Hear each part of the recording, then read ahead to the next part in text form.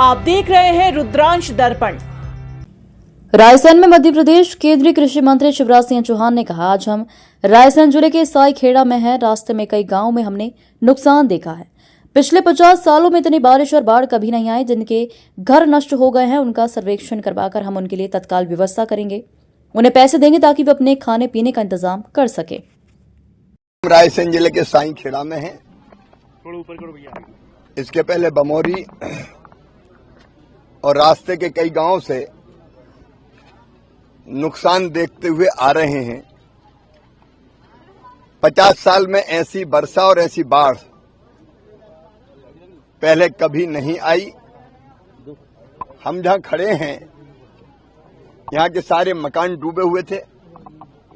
ये कछवाड़ा था जिसमें ककड़ी लगी थी, तो मकान का सामान और मकान बर्बाद हो गए। खाने पीने का सामान तबाह हो गया। पहनने के कपड़े भी लोग नहीं उठा पाए, सामान भी नहीं निकाल पाए। एक अम्मा का तो सामान उठाते भगते दौड़ते गिरी और फ्रैक्चर हो गया। इनका सब कुछ तबाह हो गया।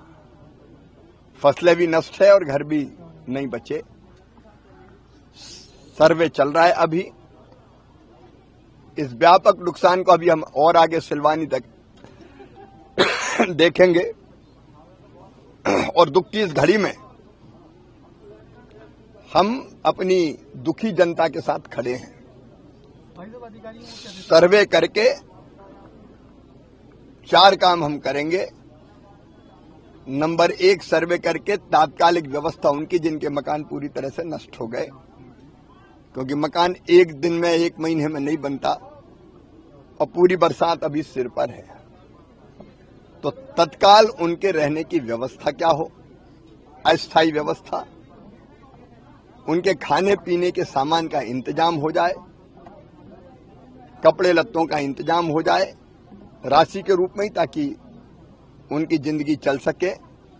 और बाद में जिनके मकान का पूरी तरह से नुकसान हुआ है उनको मकान बनाने के लिए भी राशि दी जाएगी। तो क्षति का आकलन ईमानदारी से हो और जो सर्वे होगा वो बाकायदा पंचायत भवन पे चिपकाया जाएगा कि इनके नाम है, ताकि सर्वे में पारदर्शिता रहे। फिर फसलों के नुकसान का सर्वे होगा और वो सर्वे करके भी फसलों के नुकसान की आरवीसी 6.4 के अंतर्गत राहत की राशि और फसल बीमा योजना के अंतर्गत फिर फसल के नुकसान का मुआवजा भी उनको मिले, इस बात का इंतजाम किया जाएगा। भारत सरकार ऐसी परिस्थितियों से निपटने के लिए राज्य सरकारों को एसडीआरएफ के तहत राशि पहले से आवंटित करती है। 75% भारत सरकार का और 25% राज्य सरकार का पैसा उसमें होता है। तो अभी सर्वे के साथ साथ पहले प्रारंभिक राशि का वितरण होगा, जिसमें भोजन और बाकी व्यवस्थाएं चलती रहे, और बाद में फिर व्यापक सर्वे करके नुकसान की भरपाई, घर ठीक होंगे, फसल का मुआवजा दिया जाएगा। संकट है, तकलीफ है, लेकिन संकट की घड़ी में हम अपनी जनता के साथ खड़े हैं और संकट के पार अपनी जनता को निकाल कर ले जाएंगे। आप देख रहे हैं रुद्रांश दर्पण।